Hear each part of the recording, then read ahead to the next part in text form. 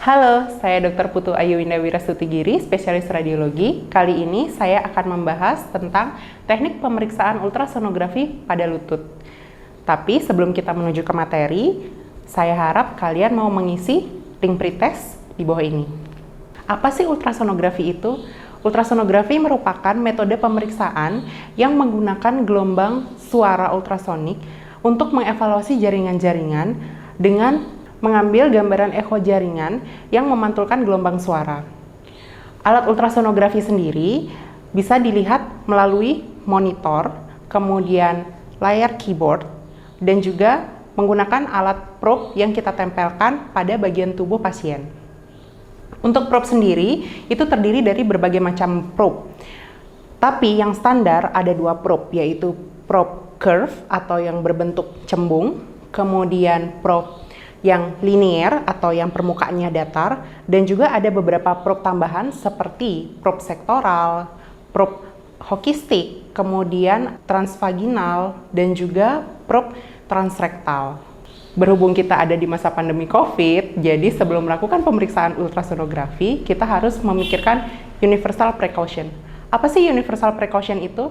Universal precaution itu merupakan cara paling dasar dari tenaga kesehatan ataupun rumah sakit untuk mencegah penularan infeksi dengan cara yang sederhana. Bagaimana caranya? Memang caranya sederhana sekali. Yang pertama, bisa menggunakan cap, menggunakan Google, menggunakan masker, menggunakan gaun, dan yang paling penting, menggunakan handscoon atau sarung tangan sebelum kita memeriksa pasien. Tapi sebelum kita memakai semua itu, tentu saja kita harus tetap mencuci tangan dengan 6 langkah. Setelah kita memakai APD atau alat pelindung diri sebagai universal precaution, apa sih yang selanjutnya kita lakukan? Yang harus kita lakukan adalah bagaimana melakukan pemeriksaan pasien dengan cara yang beretika. Bagaimana pentingnya etika pemeriksaan pada pasien? Kalau misalnya kita tidak beretika dalam memeriksa pasien, tentu saja banyak hal yang membuat jalannya pemeriksaan itu tidak nyaman. Jadi sebelum kita memeriksa pasien, pertama kita harus memperkenalkan diri dulu. Ada istilah tidak kenal maka tidak sayang.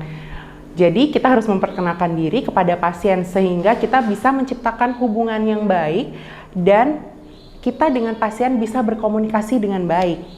Kemudian setelah memperkenalkan diri dengan pasien, kita harus memeriksa identitas pasien.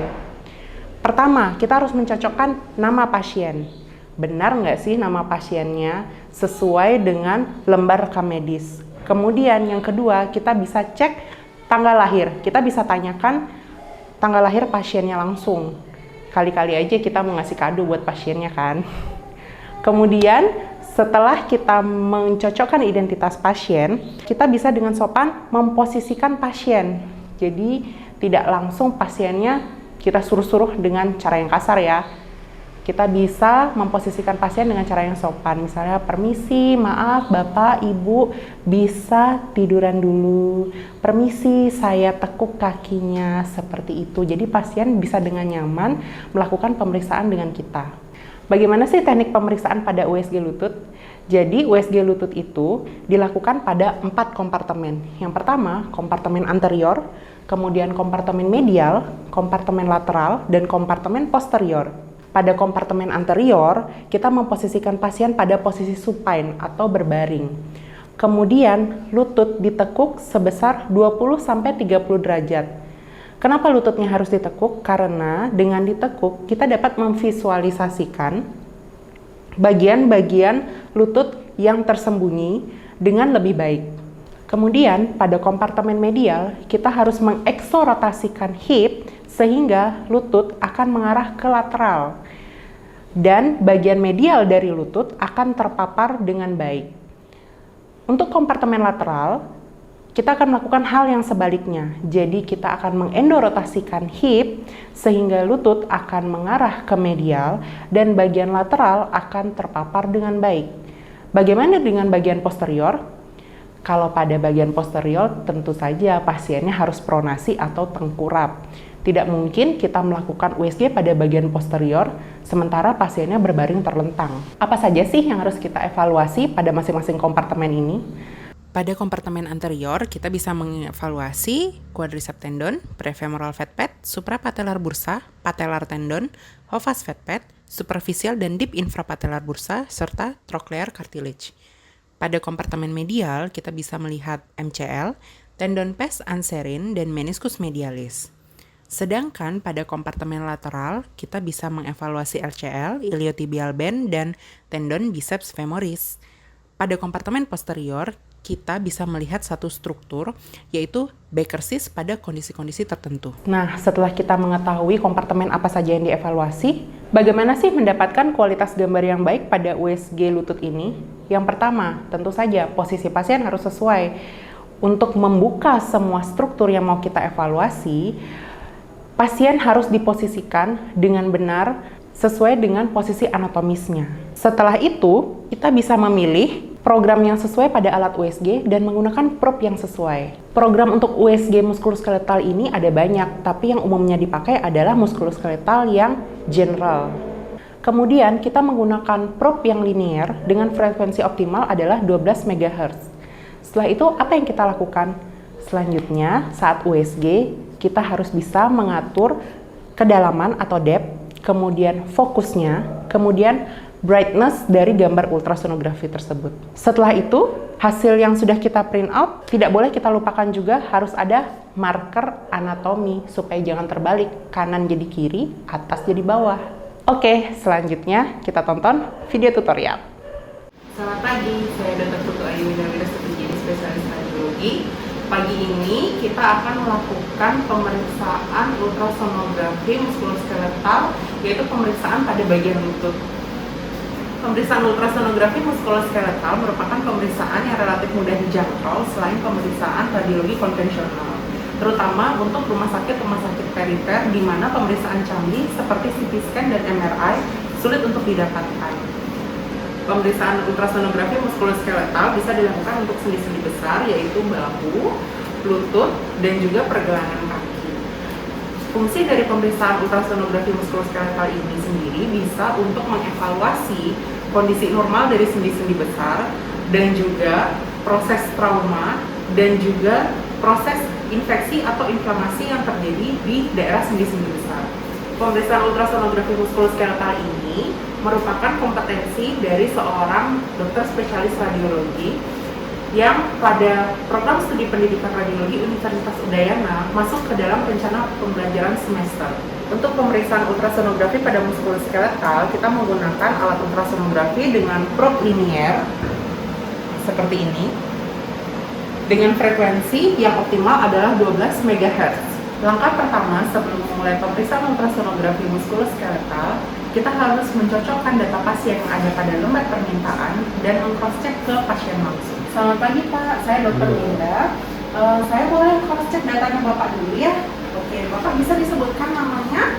Namanya Ki Bagas Gede Windu Biru Berata. Oke, sudah cocok ya. Kemudian tanggal lahirnya? 28 Juni 1995. Oke, terima kasih Pak.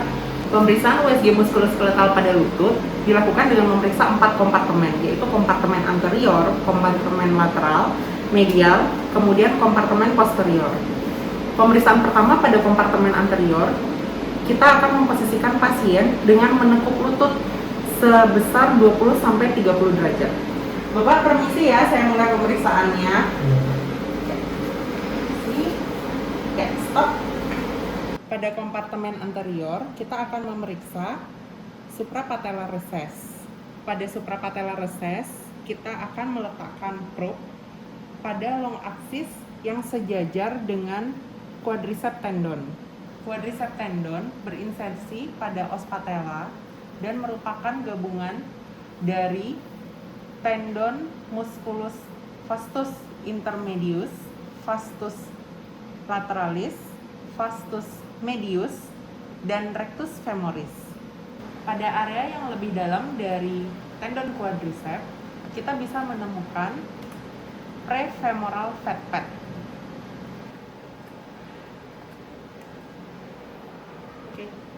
Pada infrapatellar recess, kita akan mengevaluasi patellar tendon yang berorigo dari os patella dan berinsersi pada tibial tuberosity.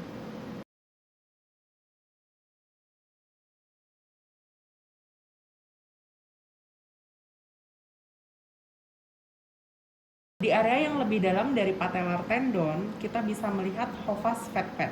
Di area yang superficial, kita bisa melihat superficial infrapatellar bursa di anterior dari patellar tendon dan juga deep infrapatellar bursa yang terletak di antara patellar tendon dan juga Hovas fat pad. Kemudian, lutut kita tekuk secara maksimal untuk mengevaluasi trochlear cartilage. Pada pemeriksaan kompartemen medial, lutut akan ditekuk 20-30 derajat dan posisi hip eksorotasi. Pada kompartemen medial, kita akan mengevaluasi MCL atau medial collateral ligament, pes anserin tendon, dan juga bursa pes anserin.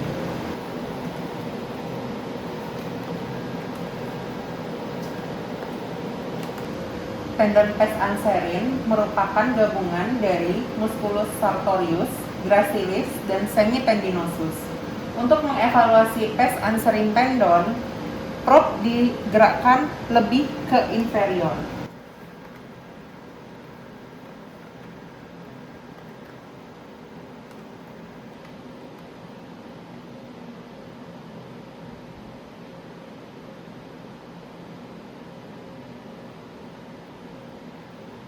Di antara pes anserin tendon dan juga tulang tibia, kita bisa mengevaluasi bursa pes anserin yang akan terlihat bila terdapat joint effusion.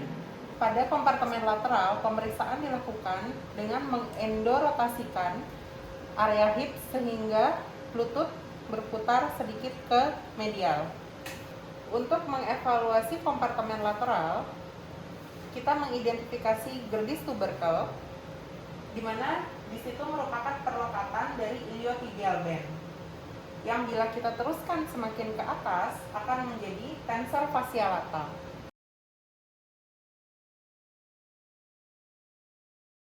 Bergerak ke posterior, kita akan menemukan head fibula, dan kita bisa mengevaluasi LCL, yaitu perlekatan ligamen antara femur dan head fibula, serta bicep femoris tendon yang merupakan perlekatan atau insersi dari otot bicep femoris di head fibula.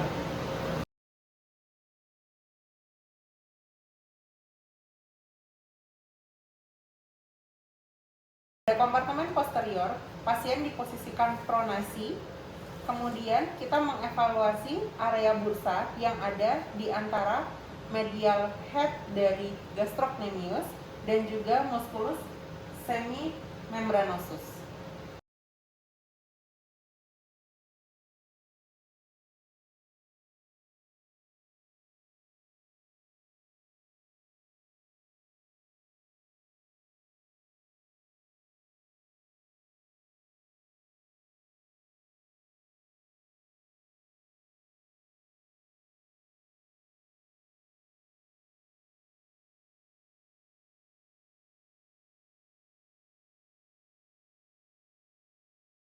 Oke, kalian sudah menyaksikan video tutorialnya tadi kan? Selanjutnya, kita ikuti kuis interaktif dulu ya.